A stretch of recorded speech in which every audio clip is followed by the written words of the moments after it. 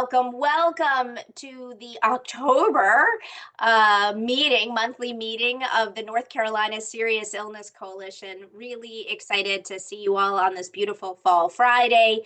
And we have a lot of exciting things to talk about and to encourage. This is sort of a fun celebration meeting in that we're celebrating a new friend and then celebrating our symposium coming up. And then we've got a big day of action next week. So if you all want to take a moment, and thank you friends that have started to do that, you can go ahead and put your name and your organization or your, I don't know, I could say favorite pumpkin spice thing, but I'm not a pumpkin spice person.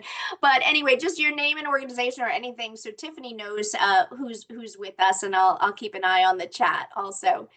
But as we like to do here now, over 100 times since last month was our 100th celebration of Friday Facts. So Tiffany Fountain is 101, and I'm gonna go and I'm gonna spotlight her. That's a lot of here, I'll spotlight I was me. going to say that was a lot of Tiffany. Yeah. No, Oh. because I think spotlight makes it better for the recording if I did it correctly. And Jessica, you can chime in if I did it wrong. But we love Friday Facts for Tiffany and for those of you who are newer to the group.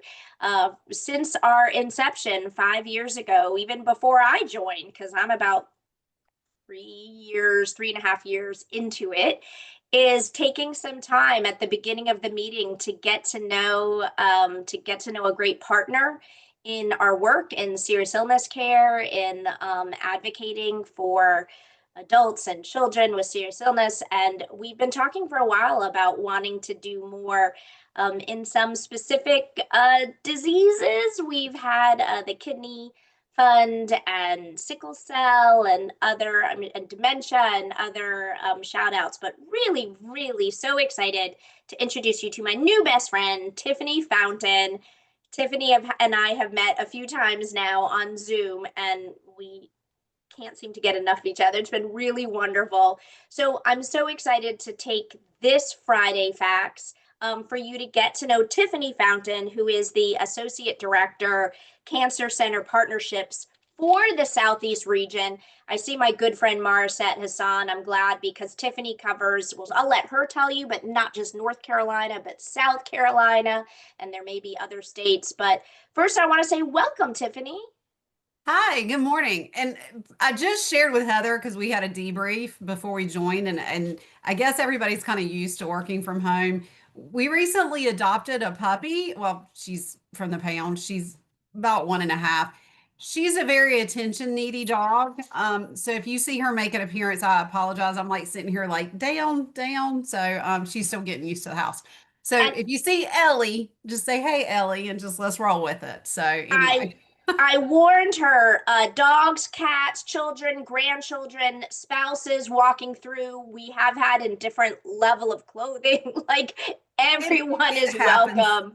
It happens. So, Oh, but yes, good morning, everybody. And Heather, thank you for having me on here. It's nice to see some familiar faces, actually. Jason, hello. And Marisette, hello. So, as Heather alluded to, I work with the American Cancer Society and I am an associate director of Cancer Center Partnerships. I would like to say that I'm in the entire Southeast region and over that, but I have many colleagues who help me cover our entire area. But I do, in fact, cover pretty much the eastern seaboard of North and South Carolina. So my territory is I go up to New Bern, down to Charleston, and kind of dip in a little bit. I say I have like a semicircle, if you will. Because I do dip into the Pinehurst area and some of the Orangeburg area down in South Carolina. So um how I'm bucketed with the American Cancer Society and my role with the support of the cancer centers is I pretty much follow in line with a system. So if you hear MUSC in Charleston, anything affiliated with them, I would kind of be that go-to person for the American Cancer Society. I see some of our friends on from Novant. I work with the Novant system in North Carolina. So any of those affiliated sites, you could come to me for that information and support as well. Which leads me to what do I do for the American Cancer Society? Well, first, let me just share. I am rather based in Wilmington, North Carolina. I have been with the American Cancer Society now going on 12 years, but that does not encompass my entire breadth and scope of my history with them. Just to share a little bit of personal information, I'm actually a pediatric cancer survivor. And telling my age, this was back in the 80s. And that was when Relay for Life was coming to a lot of the communities. And my mom was a single mom at the time. I'm an only child.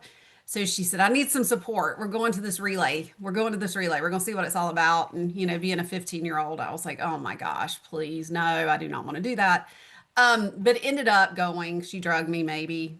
But like when you're going to the out to school for to kindergarten, they have to pull you out the door. It wasn't that bad, but I went. We fell in love with it. It was an amazing fellowship opportunity to you know, gather with other people to support one another. And it really became this level of community and fellowship that even whenever I went off to school and college, I always came back to my hometown relay.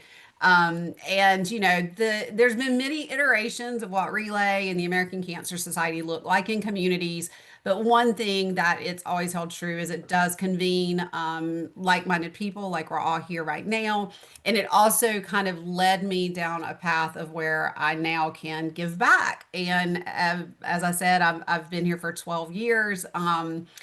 Whenever I wasn't working, I was volunteering, still participating in survivorship events, and just was very blessed to find an opportunity to join. So I always joke around with them that they don't even need to pay me. I love my job so much, and getting to go out into the community and meet people and share what we do. Which I know I said I digressed. Let me land the plane on what do I do for the American Cancer Society. So as I said, I work directly with the cancer centers, and how that pretty much relates is there's an accreditation process through the Commission on Cancer, and I'm not going down into the depths of all that. You guys can look it up or ask questions if you'd like. But through that accreditation process, the American Cancer Society is at the table as a supportive mechanism for them to meet those accreditations in certain areas and buckets. A lot of that is around screening, prevention, a lot of the supportive care services such as palliative care, nutrition, rehab, all those different things. We also work with them with some quality improvement processes. Then, you know, community events, you know, supportive opportunities in terms of what I'm getting ready to share with you guys about our resources and making sure they're up to date on all those types of things. So I'm pretty much kind of a liaison between the cancer centers, ACS, the Commission on Cancer, and just kind of also looking for connective opportunities to get our resources out in the community. You know, we work throughout that entire cancer continuum. As I said, prevention, education, all the way through end of life. So that, as I said, I've seen many familiar faces that I've worked with on here. So yeah, so that's a little bit about me, a little bit about what I do. And so I'm just really grateful to have met Heather. And I met her through Jennifer, and Jason knows this because I'm also part of a Cape Fear Cancer Collaborative here in the Wilmington, North Carolina area that Jason is a part of. And met Jennifer there and she said, you know, I think you would be perfect as a supplemental person in this group. So she connected me with Heather. And as Heather said, it's just been great getting to know her and having this opportunity to be in front of you guys. So I'm going to stop talking. If any, That was great. Actually, there was no digression before. And oh, thank you for sharing about yourself. That was generally, you know, we like to start with you and what motivated you. And I didn't yeah, realize you're a cancer survivor yourself. And so I'm seeing the motivation right there to get involved. absolutely. And Absolutely. yeah, just kudos to Jennifer Jordan and Novant and hi Jason for connecting us. And it's a good shout out to all of you. You know, you're all ambassadors for the Serious Illness Coalition and Absolutely. for this field. And so feel free to bring. We're a big party, and we want to inclusive. Like we want to bring more folks in. I know, Tiffany, yes, you have slides to Yes, I do have a share. few slides. I was just going to share, just to kind of set up the slides. We do in-service presentations to our cancer centers, and as I mentioned, that's about our programs, our services, but then also they're very specific to the different areas and tailored to, healthcare professionals and clinicians, et cetera. This is, don't be afraid. It looks very comprehensive, but I really just kind of wanted to parcel out a few of the things that I felt like could help you guys. Because the thing about it, yes, we are a cancer focused organization, obviously, but looking from that lens of serious illness and chronic disease, there's still a lot of our resources that I feel like can kind of cross over. And I see your hand up. I'll get to you Yeah, in just a second. All I was going to say is, especially from that prevention education lens, I feel like there's a lot of opportunity that we can support one another. So go ahead, Marissa. I know our you have. set. Yeah. Oh, wow. This is it's really great, Tiffany. Thank you for being with us today. And Of course. the question I had is my most of my interaction with ACS has been through Beth and Yeah. really talking about the policy things that are going on. So if you have a moment, you can share about what are some policy things that we need to be aware of because we are fierce advocates in the Carolinas. Whether Yes, it's for yes, we are. caregiving, whether it's for advanced care planning, we are fierce advocates, and we would definitely want to support anything that we could help with in that regard as well.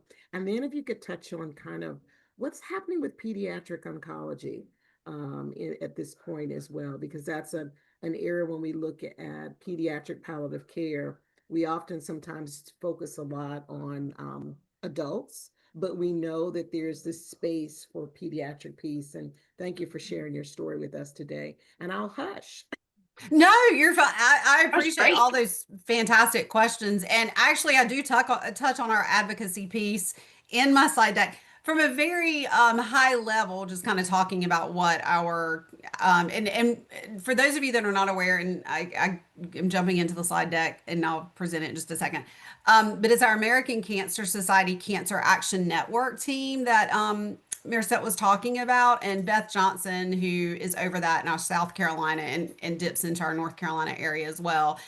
She is head of that legislative arm in our area that really goes to all the big places, the governmental agencies, and really fights for the policy change.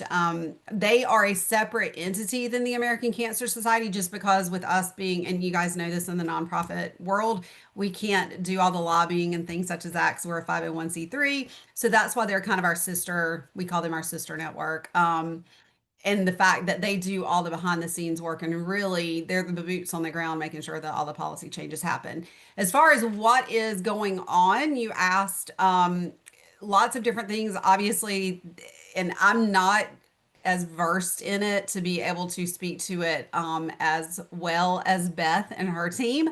But we do have one-page flyers that show specifically what the areas that we're focusing on for policy change are in the different states. So one's for North Carolina, one's for South Carolina. What I'll do is whenever I follow up with this conversation with Heather, I'll send that listing and then you guys can actually read it for yourself because it is different for North and South Carolina, obviously, because with all of the federal changes right now, North Carolina, we had Medicaid expansion. So that looks different what's happening here versus what's happening in South Carolina because that was never in place prior to all the federal changes and stuff that's happening right now. So a lot of balls in the air, a lot of things going on. Still in South Carolina, a lot around tobacco prevention. That's always top of mind. So yeah, so it does look a little different in both states. And as I said, I know enough to be dangerous and I support it and I sign all the things and I call all the representatives. And I do what I need to do to make sure all the things happen. But to be able to appropriately speak to it, I'd love to send you those sheets so you guys can see. And I do share at the end opportunities to get more involved. So with that, I think that's a perfect segue for me to go ahead and start sharing my screen. And you guys bear with me because I am Or not the most tech savvy person. So let's see if I got it. Okay. Do you see it okay, Heather? yes. Perfect. Okay. So just really overview, I just wanted to really share some ways that we partner to support community and you. And when I say you, all of you fantastic partners that are out there in the community making all the things happen. So just a little bit about the American Cancer Society. We have three arms, if you will. We have our patient support vertical, which that's what I'm in, working directly with the cancer centers, our federally qualified health centers, health plans. Then we have our American Cancer Society Cancer Action Network, with that, which I was just talking about, and which is called ACS CAN. So if you hear that, and then we also have our discovery pillar, and they're more the research, that quantitative in the field, behind the scenes people that are a lot smarter than me, making all of the things happen that you see every day in the news with all the wonderful advancements that we've made. So just this is kind of just taking a deeper dive into those three buckets I was talking about, just so you can kind of see what we do. And I'll share these slides. And Heather, whenever I send those sheets out, you can email these out to everyone so they can have them. Because there Great. are there's a couple live links in here as well. But under the discovery pillar, as I said, that's where all of our research, our grant funding, our clinical trials, all of those things happen. All of our publications, our journals, our directive clinical facing, you know, uh, what am I trying to say exactly? Like all the papers that come out, all those things.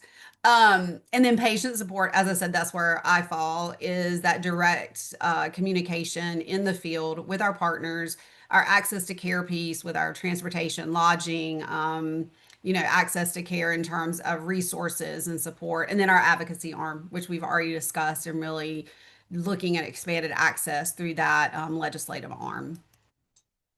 This is just, I love this slide. It just really is a track record of all the work that we've done and pretty much how the American Cancer Society really has been at the table for most every breakthrough that's been related to cancer over the past century. This is just a snapshot. There's a ton more. I do like to share, I think now with the research, the awardees who have received research grants from us that have gone on to receive Nobel Prizes, I think we're up to 51 now. So it's really impressive. I mean, that's what I'm saying. All these amazing advancements that you guys see and how far we've truly come in cancer care is really at some foundational piece of the research that's come from a lot of our research grantees. So this is the advocacy piece. As I said, really high overview, but just I wanted to kind of just give a glimpse of what it is. And it's really from that policy perspective to reduce that cancer burden. At the bottom is just some statistics. But once again, I'll send those sheets to you that really highlights North and South Carolina initiatives. But then when you get the slide deck at the bottom, you'll see a link, fightcancer.org. You can actually go there and they have tons of resources that may be applicable to some of the stuff you do. And then in addition, you can sign up to receive emails so you're top of mind and can actually sign and help push some of that through with your local representatives. So this is the meat and potatoes of what I really wanted to share, just so you guys are aware of what's out there as you're supporting your community, is our patient programs and support services. And some of you may already be familiar with this, but I just wanted to bring it top of mind. Our biggest asset, I feel like, is our National Cancer Information Center, or sometimes you may have heard it referred to as our 800 number.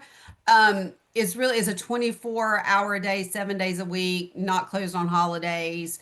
One stop for people to call. Like if they just absolutely, they've gone to cancer.org, which I'll talk about in a minute, which is our website. They've gone there. They've exhausted what they've been trying to find. They have a specific question. It's the middle of the night, and they don't want to call their medical team, but they're having some issues. They can actually speak to an oncology nurse. They will not give any diagnosis, but they can just kind of say what's happening, and they can recommend, well, maybe you should go ahead and go to the emergency room, and maybe you should reach out to your medical team.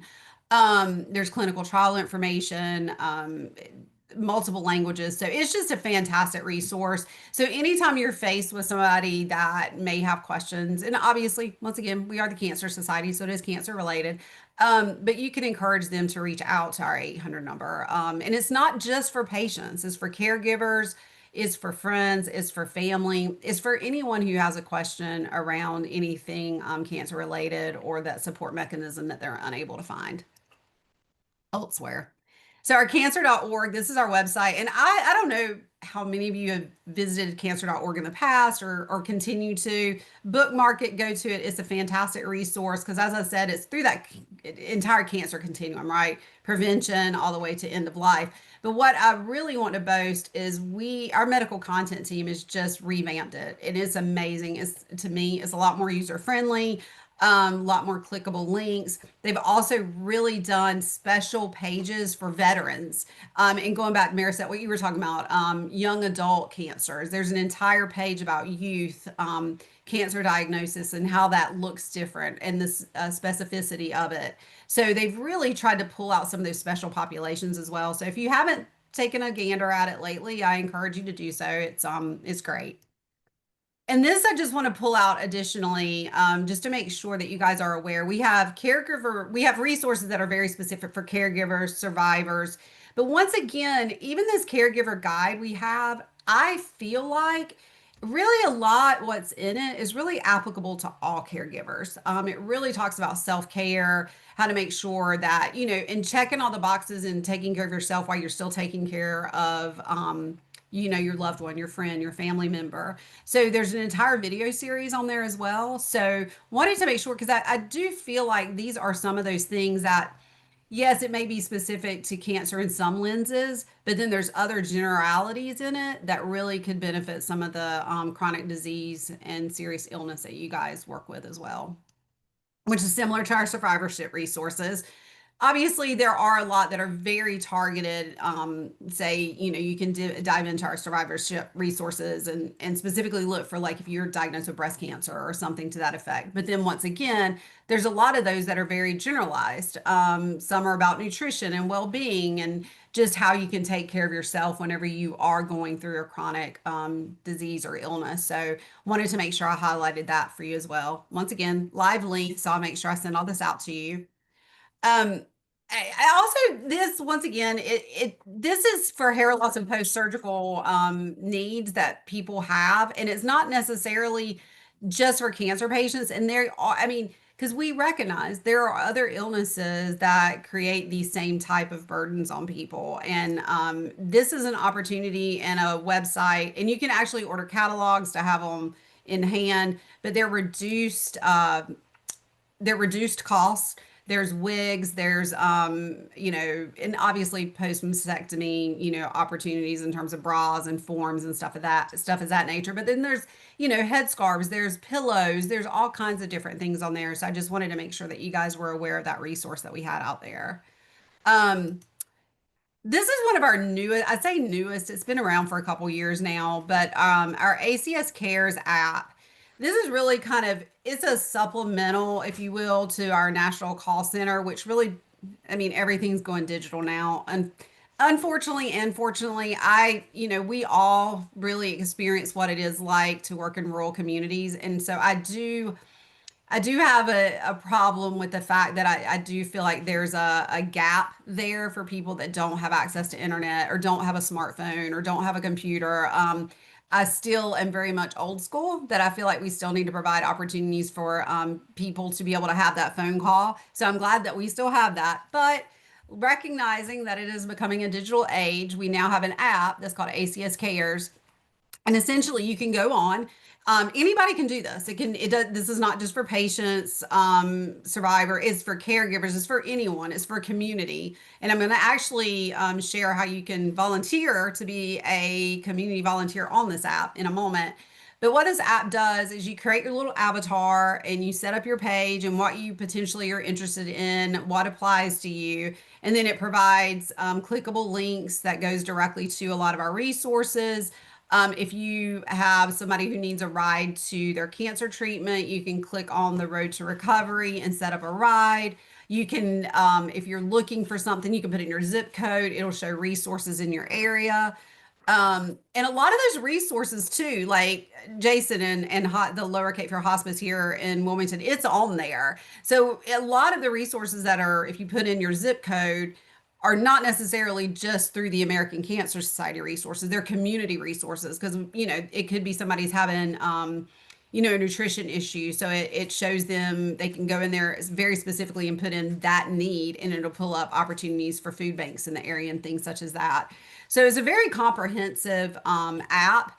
And the thing about it too, where I was talking about the community volunteers, is say that you have a person who can't find what they're looking for on this app. So they can do one of two things. They can click on a button, it connects them to our national call center so they can ask additional questions and be connected with that resource.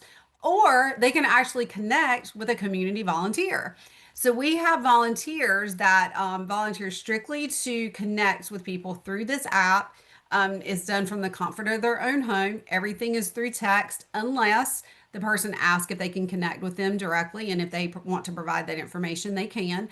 But it's a training module program that we put our volunteers through, into where more or less they're just kind of there to help navigate people and to connect to them. Because going back to what I said, a lot of people are, they may have the smartphone, they may download this, but then they really aren't technologically savvy enough to really figure out what they want, so they can just click that button and connects them with a person. So really great little really great resource that we've added to our repertoire. Cancer Risk 360. I do want you guys to even personally go on and check this out. This is a recent risk. It's an assessment. Let me just say, it's not a risk reducer. It's an assessment that anybody can take. It does not ask for any proprietary information. At the end, when you get done, it will create a report for you that kind of shows some lifestyle changes that you may be able to change, do, implement, that would help prevent your risk of cancer or other diseases. So, and at the end of it, you can, like I said, no proprietary information unless you want it to be emailed to you, but you don't even have to go that far. You can just download it once it sends you your report.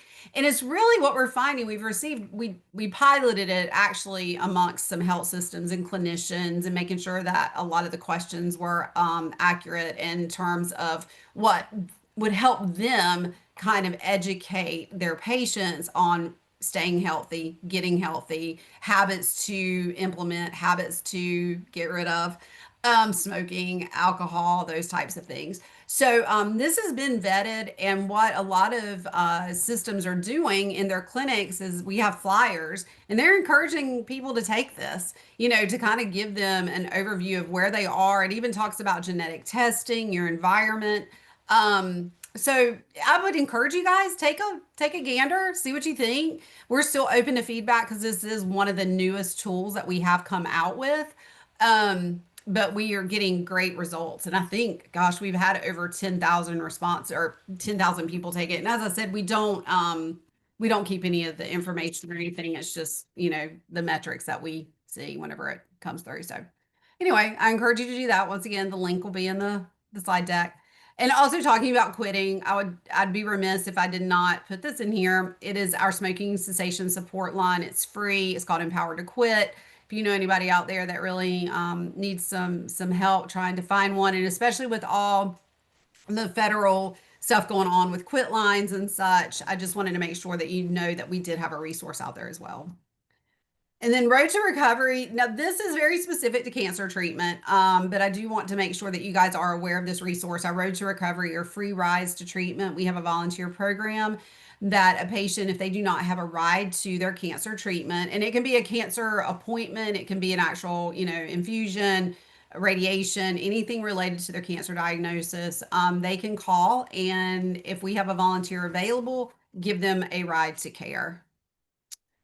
So last but not least, I do want to just share how you can volunteer with us. I know you guys are volunteers in your own regard and you have tons going on, but if any of this resonates with you and you're like, oh my gosh, I really want to learn more, here is the sign up for the ACS Cares community app that I was speaking about. And then this is our some of our other volunteer opportunities is ACS Can. So there's always volunteer opportunities there if you really are passionate about policy and legislative opportunities. And then also our Road to Recovery, we're always looking for volunteers, and you commit the time you want to commit. And this is open in all the areas, so it's not just specific to Wilmington. I mean, we've got it in Charleston, we've got it, Chapel Hill area, all the different areas. So if it's something that you're passionate about, and even if you could only do, 2 hours a week, I mean, you choose your schedule, you choose and pick the rides you want to do. So I just wanted to make sure I shared that. And all of our volunteer opportunities for event related development, that fundraising lens, I didn't list all those here, but if that's more your jam, if you go to that link at the top, once this deck's sent out, it lists all the volunteer opportunities through the American Cancer Society. So that's all I got. Thank you guys for that time. I hope that was not too much information and I was brief enough about it, but do you have any questions for me? That was wonderful. Thank you. And I don't know if I'm the only one that like I put my phone up. I love the assessment and then I'm like, wait, no, I'm gonna stay focused. I'm not gonna do it now. Here we go, letting someone, but that is such a range and wealth of resources. And I could see some of the other people. I know Karen Appert and I, we both sort of our eyes just sort of jumped up when we saw all the caregiving resources. I didn't realize Yeah. all that was there, and I'm sure. I mean, this is why we do Friday Facts. It is so Well, we can and meet and learn. yeah, I joke around sometimes that some of our resources are like the best kept secrets because it's amazing that, and this is to your point, this is fantastic. I love community collaboration and sharing and learning what everybody has out there because we're better together and we can support our community and our patients and a caregiver, all the people. We can support them better because I am not a one size fits all. I don't have all the resources, but that's why I like to know what you guys have out there as well. So I can send people to y'all for the specialties that you can provide. So, Wonderful. Any questions from the group before I always have a closing question, but anything I know so much was offered, and yes, a wonderful overview of all of the resources. I think just in our I cannot thank you enough in your last moment. I like to ask the question, and well, actually, I'll hold off because I see Marisette. Is that you for health? We have a few of you that say health sciences. So Mars, oh yeah, Yeah, it's me. I guess I forgot to change my name. So no, sorry. I'll no, come it's back. fine. Jessica you're fine. is You're hers fine. fine now. Yeah. And I So know I my haven't question, touched on your question about the pediatric. I'll come back to that. I just wanted to get the oh slide no, no, deck no, up and you're fine. My question has to do with because these resources are so amazing, are there any things that you've got sort of these grassroots partnerships with like oh, I see the puppy. oh my gosh, y'all, it's like having Community a health, like toddler. I have not using in my life. This is so using she's community 50 health pounds and she workers wants to be a lap dog. in Sorry. communities. I know that there are some groups that are using community health workers to help Mhm. spread the word. So I don't know if any of sort of like the health systems have a sort of adopted that to kind of help in terms of the oncology pieces. Yes, actually, I mean some, and I will speak. I know we got some Novant friends on here. I know Novant, Sarah Arthur and her team with the community health workers. I know that they are looking at some of that. We have a big project going on right now down here in Wilmington with the Michael Jordan clinics as well around some colorectal stuff, and we're using the community health workers for that. And also, we actually I know totally, and this is what I'm talking about, this sharing opportunities. We have an educational opportunity coming out with community health workers talking about smoking cessation. So if that's something that, Heather, I'll send that to you and just Great. because, Marisette, listening to you, that may be something you could push out within your communities as well, because we're really trying to spread the word. So I didn't mean to digress once again off of that, but my mind just goes those places because it's all about education and information. Um, So to answer your question, yes, but it's very specific to the organization. I mean, once again, a lot of the rural community hospitals, I work with a lot of rural community hospitals, and they just don't have the bandwidth nor that pool of or bench of community health workers to be able to check all the boxes for all the things, right? They're very specific in what they do, but I know some of the larger systems, and I know like Novant, like I mentioned, that they're starting to look more at that. That's great. So, my last question, and I think there's probably a lot of things you can say for this, but I love to ask, what gives you hope Oh as my you think gosh. about your your work All in of the it. future? And I know there's a number of different pillars, but what personally gives you hope as you think about the future of cancer care and the involvement of the American Cancer Society? I mean, as just taking it back to basics. I mean, as I said at the very beginning, I mean, we're all cogs in the wheel that's going to make it happen. I feel like I said, look where we are even versus 5 years ago, 10 years ago. And at the end of the day, a lot of that comes down to, like I was talking about, the discovery, that research piece of it. They're behind the scenes making all of that happen for us to then take it and glean it and make sure that everybody's aware of the opportunities, and the clinicians, and keeping the education going and keeping those credentialing opportunities going. I mean, I just every day I have additional hope just because we see it. We see it. I mean, we live it. And it's just like I'll even share something else, just talking about the serious illness with palliative care. And I've shared this with Jason and I shared it with Jennifer. I lost my mom to breast cancer and back in I'm sorry. 2012, which is crazy. Oh, thank you. Yesterday would have been her birthday. So it was really on my heart right now. But she fought cancer for 13 years. My son never knew her with hair. I mean, it was, if something didn't work, they'd switch her to another clinical trial or another medication. But during that entire time, not one word was ever mentioned about palliative care or quality of life or anything. So Wow. even that, so it was 2012 to now, and now that, and there's still a little bit of a disconnect, which we know, palliative versus hospice, we know that. But at least, I mean, even that gives me hope for the future that people can live with the chronic disease of cancer now, and they can live with it with a fantastic quality of life. And all of that comes from, you know, everything we do every day. So personally, I mean, it goes back to what I said. I mean, I just love what I do. I love being able to make connections. I love being able to support people. And I think if we all continue to do that, I mean, there's tons of hope in the future. So, Oh my goodness, Tiffany, thank you so much. Thank you so much for sharing your story. Thank you so much for sharing the story of the yeah, of American Cancer Society. course. So happy to be with you and Ellie, the Oh puppy. gosh, yes, Ellie is, yeah, yeah.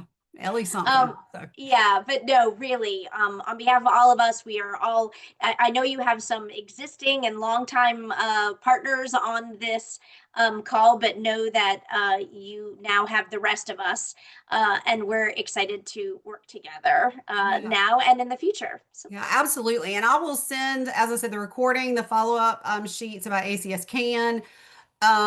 It'll have my contact information in there, so you guys feel free to reach out to me individually. I would be remiss if I didn't go back to Marisette's question about the pediatric piece.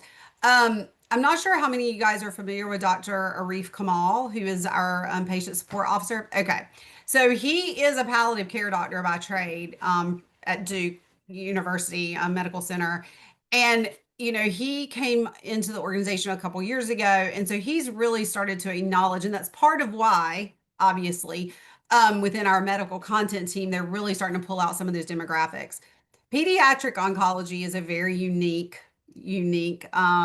demographic in itself.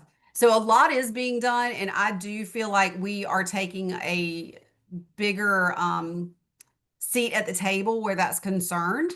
I don't think we focused as much on it originally, but since he's come on, we really are starting to delve into that. I don't know if you've heard about our ACS Pause program, but really that is targeted at pediatric cancer oncology centers to try to provide an additional layer of support for the families and the patients going through it through that support animal support mechanism, right? So that's a new grant opportunity that we have out there to really kind of do that. The research piece of it, I can't speak to that as fluently. I know there's some going on, and if that's something that you're interested in knowing very specific information about, I can pull those papers and the research studies that are currently in that, bucket. But I know, like I said, more is being done, more is being looked at, even through our ACS Cares team and having that app I was talking about. We have an entire team that works on that. So it's getting there, is what I can say, is getting there. So I don't know if that answered what you were wanting to know, or okay. Yeah. Yeah. Yeah. Oh my goodness. Thank you. And I Thank know you. I've taken up more time than You know what? so It you- was perfect because we are having a more I was gonna say a more chill meeting today. We're having a quieter meeting today, and so we had the time, and I'm so glad that we didn't have to rush you through this because this was Absolutely. really great information to share. Everyone, thank you, Tiffany Thank you Fountain. for having me and allowing me the opportunity. I appreciate it. And thank you guys for all you do in your communities.